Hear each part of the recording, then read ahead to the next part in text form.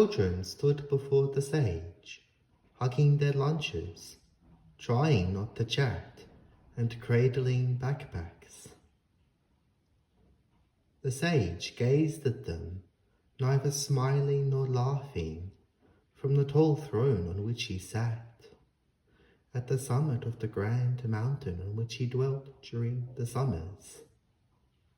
He loved to impart learnings to school children. Yes, as long as he received the due sum.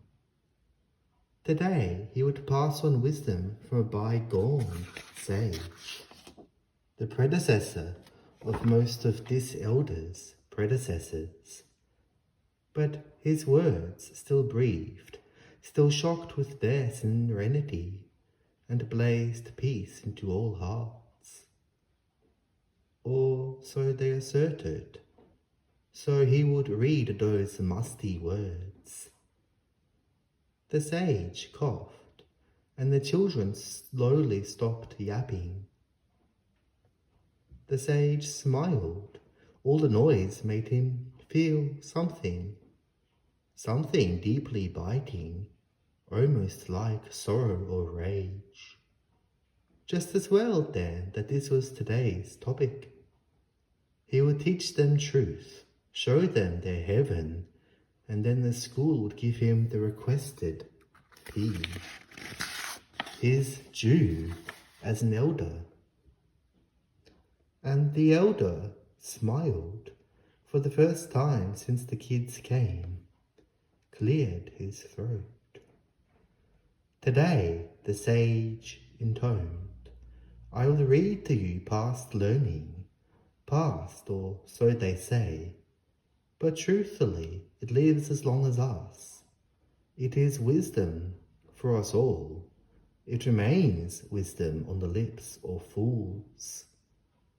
These words still shine even when read by the blindest eyes. And I'm sure none of you are fools or blind. The elder smiled. The introduction written by the sage before still sparkled, and they hadn't even heard the teaching. It might be wasted on them, but he would say it. After all, he hadn't inherited this role for nothing. He would honor his father and charge a nice amount. First, though, he needed to teach these children. Someone did. The sage traced these words with his finger, then read them. Anger is sadness, armed with a bat. Sadness is anger, drained like a dying serpent, writhing, slithering its last. One waxes bitter, forceful, the other wanes into inertia. As joy is inverted hate, so is anger a holding tight of sadness, sadness a loosening of anger.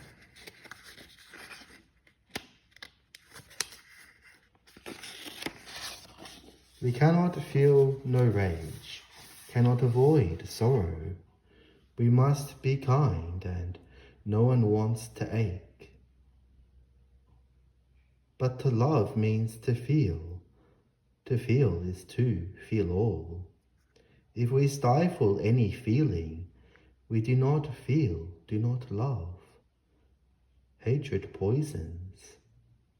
But rage, when founded, is simply feeling the words of the heart. And sorrow is the heart's way. Many times we can only weep. Sending back tears simply drowns our hearts. So feel your way. Feel only love, the deepest love. Love that shatters all walls. That enlightens the most steadfast fools. And topples all lust, all greed, all conceitedness. That hates only hatred. But to feel love, we must feel all, and we always feel sorrow and rage. To bury them envenoms the heart. Therefore, let yourselves feel, let yourselves love. So spoke the sage. Nearby, llamas grazed and bleated softly. The children all gazed at the elder, then, at the urging of their teacher, quietly clapped. Soon they marched to the mountain's base, careful not to step too quickly. The sage smiled, glanced at a cloud shaped like a puff, or even a gas.